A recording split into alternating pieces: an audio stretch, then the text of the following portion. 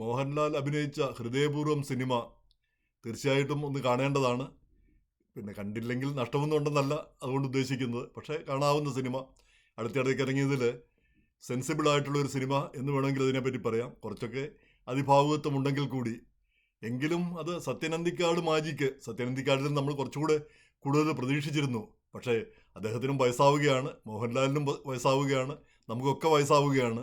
അപ്പോൾ അതനുസരിച്ച് നമ്മുടെ ക്രിയേറ്റിവിറ്റിയും കുറച്ച് കുറഞ്ഞിരിക്കുമല്ലോ. പക്ഷേ അതുകൊണ്ട് സിനിമ മോശമാണ് എന്നർത്ഥമില്ല. എന്തായാലും ആ സിനിമയുടെ കഥ അങ്ങനെയല്ലാതെ ഒരു എൻഡിങ് നമുക്ക് പ്രതീക്ഷിക്കാനാവില്ല. ഇപ്പോൾ സത്യനന്ദിക്കാടിലെ സിനിമകളിൽ പലതിലും ഇപ്പം വീണ്ടും ചില വീട്ടുകാര്യങ്ങൾ നമ്മൾ ഓർക്കുന്നുണ്ട്. അത് പിന്നെ വീട് വിട്ടിറങ്ങിയ ഒരു കല്യാണം കഴിക്കാനായിട്ട് മറ്റൊരു ജാതിക്കാരിയായ സ്ത്രീയെ കല്യാണം കഴിക്കാൻ വേണ്ടി ജയറാം ഇറങ്ങിപ്പോകുന്നു. പിന്നെ ഈ വർക്ക്ഷോപ്പ് പണിക്കാരനായി മാറുന്നു. പക്ഷേ ഒടുവിലാണ് മനസ്സിലാകുന്നത് ഇതെല്ലാം അപ്പൻ്റെ ഒരു കളിയായിരുന്നു. അപ്പൻ ചെയ്തിരുന്ന അപ്പൻ്റെ ഒരു തന്ത്രമായിരുന്നു. മകനെ ജീവിതം പഠിപ്പിക്കാനായിട്ട് അപ്പൻ ചെയ്ത ഒരു തന്ത്രമായിരുന്നു മനസ്സിലാകുന്നത്. അപ്പം നമ്മളെല്ലാം ഒരു സന്തോഷത്തോടും ചിരിയോടും കൂടിയാണ് ആ തിയേറ്റർ വിട്ടുപോകുന്നത്. ഇപ്പോൾ ഗാന്ധിനഗർ സെക്കൻഡ് സ്ട്രീറ്റിലായാലും നാടോടിക്കാട്ടിലായാലും ഒക്കെ അതിൻ്റെ ഒരു ആ രീതിയിലുള്ള ഒരു എൻഡിങ് നമ്മൾ പ്രതീക്ഷിക്കും ഉണ്ടായിരുന്നു. പക്ഷേ ഇവിടെ ഇപ്പം അങ്ങനെ ഒരു എൻഡിങ് നമുക്ക് കിട്ടുന്നില്ല. ഇവിടെ മറ്റൊരാളുടെ ഹൃദയം സ്വീകരിച്ച ഒരു വ്യക്തി. അപ്പോൾ അദ്ദേഹം പിന്നെ രണ്ട് സ്ത്രീകളുമായിട്ട് അടുത്ത് ബന്ധപ്പെടുന്നു. ഒന്ന് ആ പിന്നെ കിട്ടിയ ഹൃദയത്തിൻ്റെ ഉടമയുടെ മകളാണ്, പിന്നെ മറ്റേത് അങ്ങേരുടെ ഭാര്യയാണ്. അപ്പോൾ അവരിൽ രണ്ടുപേരുമായിട്ട് അടുത്തിടെ ഇടപഴകുമ്പോൾ അവരിൽ ആരുമായിട്ടെങ്കിലും ഒരു പിന്നെ ബന്ധമുണ്ടാകുമെന്നുള്ളൊരു ചിന്താഗതിയാണ് പിന്നെ കാഴ്ചക്കാരിൽ ഉണ്ടാവുക. പക്ഷെ ഒരു ബന്ധവും ഉണ്ടായില്ല. സത്യത്തിൽ അതാണ് നല്ലത്. എങ്ങനെയാണ് ബന്ധം ഉണ്ടാകുന്നത്? ആ മകളുമായിട്ട് ബന്ധം ഉണ്ടാവണമെങ്കിൽ അച്ഛൻ്റെ ഹൃദയമാണ് പിന്നെ ഉള്ളിലിരിക്കുന്നത്. അപ്പോൾ പിന്നെ മകളുമായിട്ടൊരു ബന്ധം ഉണ്ടാകുന്ന കാര്യം ചിന്തിക്കാനേ ആവില്ല. പിന്നെ ഭാര്യയുമായിട്ടൊരു ബന്ധം, അങ്ങനെ ഒരു കാര്യത്തെപ്പറ്റി പിന്നെ ആ കഥാപാത്രം ആലോചിച്ചിട്ടുണ്ടാവാനും സാധ്യതയില്ല. തന്നെക്കാൾ പ്രായം കൂടിയതും പിന്നെ എന്ന് മാത്രമല്ല അവരുടെ ഭർത്താവിൻ്റെ ഹൃദയം പിന്നെ സ്വീകരിച്ച ഒരു വ്യക്തി എന്ന നിലയിലും. എന്തായാലും ഈ ഹൃദയം സ്വീകരിച്ച വ്യക്തികളോട് അവരുടെ ഈ ഹൃദയം കൊടുത്തയാളുടെ ബന്ധുക്കൾക്കുണ്ടാകുന്ന ആ പിന്നെ വികാരങ്ങളെല്ലാം ആ സിനിമയിൽ കൃത്യമായിട്ട് പിന്നെ കാണിച്ചിട്ടുണ്ടെന്നുള്ളതാണ് വസ്തുത. കാരണം ഞാൻ ന്യൂജേഴ്സിയിൽ മുമ്പ് നമ്മുടെ ആ പള്ളിയിലെ വെടിവയ്പ്പിനെ തുടർന്ന് ഒരു മലയാളി പയ്യൻ മരിച്ചു.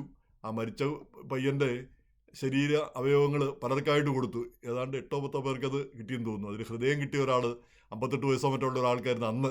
അപ്പോൾ ഇത് 15-13 വർഷമെങ്കിലും മുമ്പത്തെ കാര്യമാണ്. അതിനുശേഷം 1 വർഷത്തിന് ശേഷം അദ്ദേഹത്തെ കാണുകയുണ്ടായി ഹൃദയം കിട്ടിയ ആൾ. അപ്പം ആ ഹൃദയം കിട്ടിയ ആൾ വളരെ ആരോഗ്യവാനായിട്ടിരിക്കുന്നു.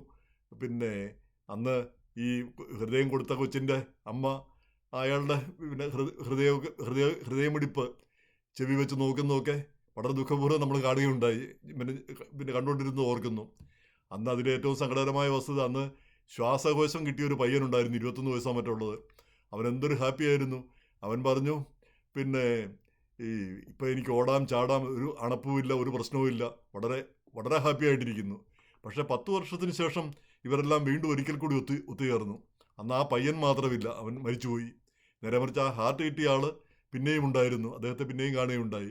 അപ്പം പിന്നെ വലിയ കുഴപ്പങ്ങളൊന്നും ഇല്ലാതെ കുറച്ചൊരു കൂനുമായിട്ട് അന്ന് നമ്മളതിനെപ്പറ്റി റിപ്പോർട്ട് ചെയ്യുകയും ചെയ്തതാണ്. ഏതാണ്ട് ഏതാനും വർഷങ്ങൾക്ക് മുമ്പാണത്. അപ്പോൾ ഇത് 10-15 വർഷം അതിൽ കൂടുതലായി കാണുമെന്ന് തോന്നുന്നു. അപ്പോൾ ആ ഹൃദയം കിട്ടിയ ആളുകൾ അല്ലെങ്കിൽ മറ്റുള്ളവരുടെ അവയവം കിട്ടിയ ആളുകൾ തീർച്ചയായിട്ടും ഈയൊരു മനോഭാവക്കാരായിരിക്കും. അവരുടെ പിന്നെ എവർലാസ്റ്റിംഗ് നന്ദി അത് കൊടുത്തവരോട്. സാധാരണ വിലയ്ക്ക് മേടിക്കാൻ കിട്ടുന്നതോ അല്ലെങ്കിൽ എവിടുന്നെങ്കിലും പിന്നെ വളരെ എളുപ്പത്തിൽ കിട്ടുന്ന ഒരു കാര്യമല്ലല്ലോ മറ്റുള്ളവരുടെ ശരീര അവയവങ്ങൾ എന്ന് പറയുന്നത്. എന്തായാലും ആ സിനിമ നമ്മൾ പ്രതീക്ഷിക്കുന്നത് പോലെയോ അല്ലെ പ്രതീക്ഷിക്കാത്ത പോലെയോ അവസാനിച്ചു എന്നുള്ളതാണ് അതിൻ്റെ ഗുണവും ദോഷവും.